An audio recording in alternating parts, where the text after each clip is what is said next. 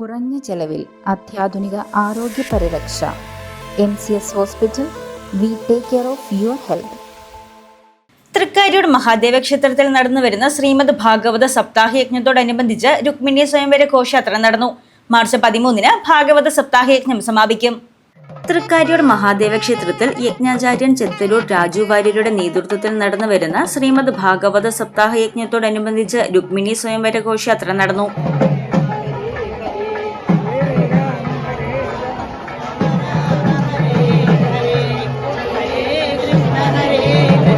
പതുക്കെ പോകുമ്പോഴാണ് കാലത്തോട് പതുക്കെ പോകുമ്പോഴാണ്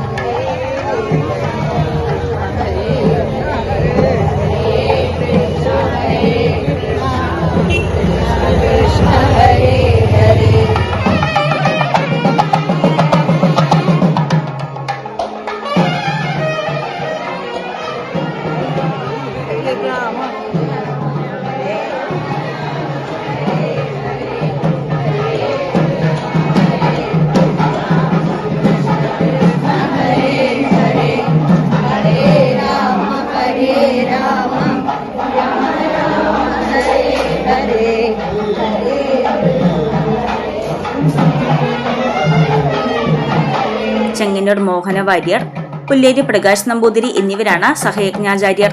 മാർച്ച് 13 ഭാഗവത സപ്താഹം സമാപിക്കും. മാർച്ച് 15 രാവിലെ 8 തിരുവുത്സവത്തിന് കൊടിയേറി 24 ആറാട്ടോടുകൂടി സമാപിക്കും.